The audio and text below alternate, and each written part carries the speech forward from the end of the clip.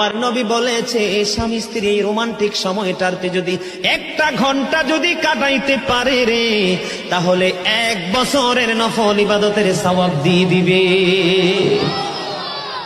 এরে যুবক, বউকে কষ্ট দিও না। স্বামী স্ত্রী যদি কিয়ামতের দিন কমপ্লেইন করে, তুমি যত বড় মোল্লা সাহেব হাজী সাহেব হন, নসিবই জুটবে না। আমি আমার মা আমার বোনদেরকে বলতে চাই, কখনো স্বামীর কলিজায় আঘাত দিও না, কারণ স্বামীর কলিজায় আঘাত দিলে তোমার জীবনে জান্নাত জুটবে না। বন্ধুরে আমার, আমি আমার নবীর জীবন থেকে যদি আপনাদেরকে আরেকটা এক্সাম্পল দেই বন্ধু, এখন আমি আমাদের দেশে স্বামী স্ত্রীর মধ্যে গলদ আছে না নাই? বর্তমান সমাজের যুবক যুবতী, নববধূ নবদম্পতি যারা স্বামী স্ত্রী, তাদের মধ্যে ম্যাক্সিমামই কলহ আছে না নাই?